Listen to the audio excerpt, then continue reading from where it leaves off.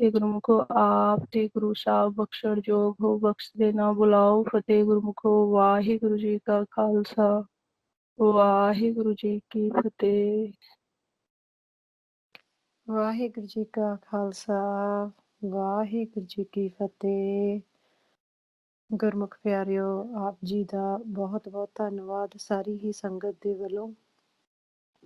ਅਕਾਲ ਪੁਰਖ ਵਾਹਿਗੁਰੂ ਜੀ ਦਾ ਕਰੋੜਾਂ ਕਰੋੜਾਂ ਵਾਰ ਧੰਨਵਾਦ, ਜਿਨ੍ਹਾਂ ਨੇ ਕਿਰਪਾ ਕਰਕੇ ਆਪਾਂ ਨੂੰ ਸਮਾਂ ਅਤੇ ਸੋਝੀ ਬਖਸ਼ਦਿਆਂ ਹੋਇਆਂ ਧੰਨ ਧੰਨ ਸਾਹਿਬ ਸ੍ਰੀ ਗੁਰੂ ਗ੍ਰੰਥ ਸਾਹਿਬ ਜੀ ਗੁਰਬਾਣੀ ਗੁਰੂ ਦੇ ਵਿੱਚੋਂ ਬਹੁਤ ਹੀ ਸੁਚੱਜੇ ਢੰਗ ਦੇ ਨਾਲ ਸੋਝੀ ਬਖਸ਼ੀ ਹੈ ਆਪ ਜੀ ਦੇ ਦੁਆਰਾ, ਗੁਰਮੁਖਾਂ ਦੇ ਪ੍ਰੈਕਟੀਕਲ ਦੇ ਦੁਆਰਾ। ਸੋ ਗੁਰਮੁਖੋ, ਮਾਲਕ ਇਸੇ ਤਰ੍ਹਾਂ ਆਪਣੇ ਤੇ ਕਿਰਪਾ ਕਰਦੇ ਰਹਿਣ। ਗੁਰਮੁਖ ਪਿਆਰਿਓ, ਸਾਡਾ ਇੱਕ ਕੁਐਸਚਨ ਸੀ ਕਿ ਰੋਜ਼ ਇਸੇ ਟਾਈਮ ਤੇ ਹੀ ਕਥਾ ਹੋਇਆ ਕਰੂਗੀ, ਕਿਉਂਕਿ ਸੰਗਤ ਸਾਰੀ ਹੀ ਜੁੜੀ ਹੋਈ ਆ। ਫਿਰ ਸੰਗਤ ਨੂੰ ਆਪਾਂ ਜੇ ਇੱਕ ਟਾਈਮ ਦੇ ਦਾਂਗੇ ਤੇ ਸੰਗਤ ਲਈ ਈਜ਼ੀ ਹੋ ਜਾਊਗਾ ਥੋੜਾ ਜਿਹਾ। ਹਾਂਜੀ गुरुमुखो, ਆਪਾਂ ਨੇ ਜੋ ਕਥਾ ਦਾ ਟਾਈਮ ਜੋ 2 ਦਿਨ ਆਪਾਂ ਨੇ ਰੱਖੇ ਹੈ, ਤੇ ਉਹ 2 ਦਿਨ ਆਪਾਂ ਇਹੀ ਟਾਈਮ ਰੱਖ ਲੈਂਦੇ ਹਾਂ ਜੀ। ਸੁਬਹ ਦਾ ਇੰਡੀਆ ਦੇ 4 ਵਜੇ ਤੇ ਲੈ ਕੇ ਔਰ 5 ਸਵਾ 5 ਵਜੇ ਤੱਕ ਦਾ ਜੀ।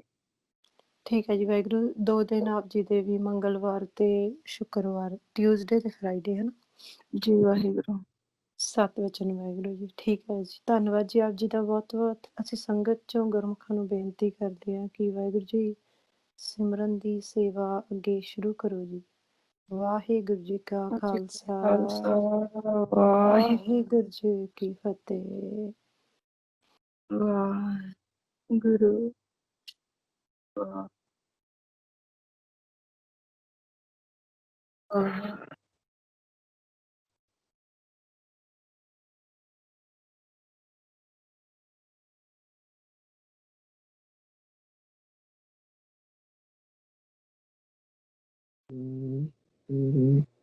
ਵਾਹਿਗੁਰੂ, ਵਾਹਿਗੁਰੂ, ਵਾਹਿਗੁਰੂ, ਵਾਹਿਗੁਰੂ।